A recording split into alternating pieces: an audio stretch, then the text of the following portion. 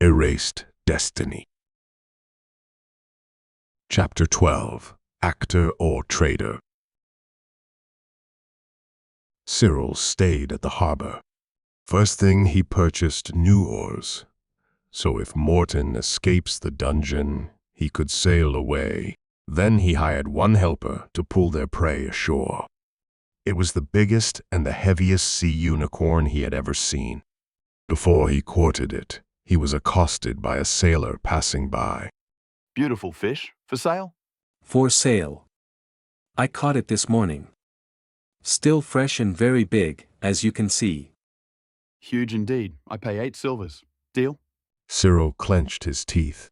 The offered price did not even reach half the value of the small sea unicorn, not to say about such a big one. The man's merchant soul protested against agreeing to such an unfavorable deal. But Morton did not have much time left. 2 glances at the port reassured Cyril that there was no one else around, so he said, It is yours. Pleasure to do business with you. Cyril took the coins and with a quick step moved towards the rented house. He decided that his current appearance did not indicate the position held by the merchant, so before taking any steps, he should change his clothes. Blanket he used to cover himself got wet as well, and Cyril felt cold and worried. The sight of Joanna sitting under an umbrella further unnerved him. Good morning. How was your party? Good morning. The party lasted so long that I returned 2 hours before you. How was the fishing? I'm glad you got Jargon out of the house. I really am. Somehow he looked different this morning, more cheerful. Oh. I noticed it too. He showed initiative, his mouth didn't close, which didn't help to catch anything. I regret I couldn't accompany you. Oh, don't worry about it. The party was not as interesting as it used to be. So many young ladies and none at the right level. What is happening to the young generation? Neither can behave nor talk politely. We sat with Belinda and reminisced about the old, better times. In the past, her afternoon tea parties were a must for wealthy Centrians vacationing by the sea. And now? Most prefer to eat at the port. As long as it's quick, as long as you don't have to get dressed. I think we've gotten old. I can't get to sleep. Did you perhaps take my herbs? A wide smile stretched Cyril's face, tired of the expedition and his wife's complaints. From all the speech he caught only the words, "We have grown old and sleeping herbs." I'll walk you to bed. I will also lie down myself, but in a hammock. Nothing relaxes like swaying to the rhythm of the coastal breeze. I prefer my quilt there. Dark, quiet place. Would you organize something to eat? I am afraid I won't get up before the evening. Cyril assured his wife that he would take care of everything, including Jargon's meals, according to Healer's guidelines. As soon as Joanna fell asleep, Cyril dressed up as a wealthy merchant on vacation. He slipped sandals on his feet and put an elegant hat on his head, beige wide trousers and expensive-looking navy shirt. With a calm step, he moved toward the watchtower. He considered whether he really felt old and decided that he did not. He entered the wooden building containing the brick prison for pesky thieves and drunkards behind it with the step of the inspecting mayor. He took off his hat and combed his hair a bit to make an impression of someone caring a lot about the appearances. Good morning, gentlemen. Yesterday a friend of mine went missing. We were supposed to meet at the tavern, but he did not come. I'm afraid that he went out to sea and something happened to him. I would like to establish a reward for bringing him home safely. Ah, yes. Missing person case. Name of your friend, age, occupation, portrait? Morton. He works in the shipyard here. 60 years old. Large belly, bald, bearded. 2 scars on his neck.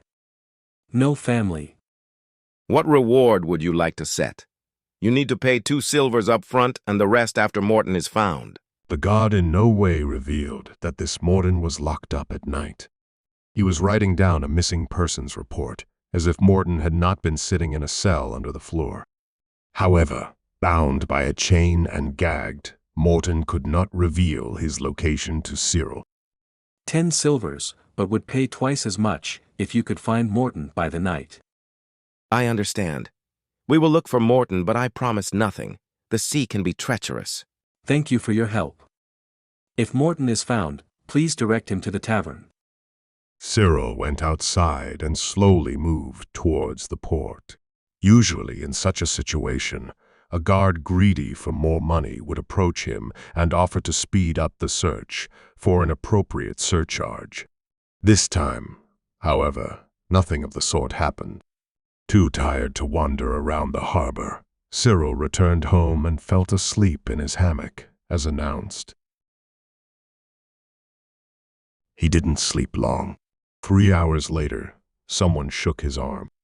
The sight of one of his henchmen woke Cyril up immediately. As if he didn't have enough troubles already, he received rather disturbing letter. Man in his 50s ordered an urgent message to be delivered to you. He is waiting in Sintra. Short, thin, with dark hair and beard. Dressed like a traveler. He didn't introduce himself. Cyril unrolled the roll and pressed his lips together. Information about adding woodbark to spices was the last thing he needed in the current situation. Not only did he face serious sanctions from the customers whose representative delivered the message, he had to go to the supplier to clarify the matter. Depending on the origin of the defective batch, he faced between 5 and 25 days in the saddle. One way, and before that, getting Morton out of the dungeon. Joanna is sleeping. Wait here till she wakes up. Tell her I went to Sintra. Give her that letter. After that, return to the manor. Keep an eye on everything till I return. Of course, sir. Cyril left all the money he took for the holidays in Joanna's bag. He didn't need a copper to save Morton, neither to reach his house. There, he could find everything needed for the planned expedition. Cyril led the Titan out of the stables, mounted his travel bag to the saddle, and left the resort without regret. Trotting through the picturesque streets toward the port, Cyril wondered how to save Morton from the consequences of his foolishness. That was not the first time he had to take Morton out of jail, but this time the fault was totally on Morton's side. How could he not notice that it was an ambush? Did he get old? Cyril shook his head. None of them was old nor disabled. Cyril had too little time to prepare an ambush, not enough to find people willing to storm the guard post. Nor could he leave his friend in the dungeon for optimistically counting 20 days. He thought he could use Jargon and his ice spells, but immediately rebuked himself. He was not going to risk his only child's life because of his own and his friend's recklessness. He rode up to the post from the side of the coastal scrubland. There, he hid his horse, changed into a black outfit suitable for risky missions, and bending low, approached the wall of the wooden building. Built on a hill on the left side of the harbor, the watchtower was not properly fortified. It lacked bars on the windows, bolts on the doors, and the roof could easily be climbed. It was as if no one had ever raided the guards. Keep under lock and key until the arrival of the judge. Then we get our due bonuses. We could let this one go. 20 silvers. If you had caught more pirates at the wreck, this one we would let go. But we only have him. As if they sniffed out an ambush. I'm sure the hole is teeming with thieves, and no one is touching the wreck. The guard stepped outside and headed toward the cliff. His insults carried in the air even as he himself disappeared between the bushes. The tardiness of the courts, the lack of a local executioner, the inability to exchange Morton for a bag of coins, all the gods' ills worked in Cyril's favor. Except maybe the last one. But for the lack of an executioner, the man was grateful to fate. A second guard emerged from the basement, and Cyril pressed his ear to the wall so as not to miss a word of the ongoing exchange of words. He hoped to find out Morton's whereabouts. Damn drunks. Do we have to keep them inside? In a cage, they would at least air out. The stench downstairs rings the nose. The cage is already full, the last one we barely squeezed in, and if it sinks, our bonuses are gone.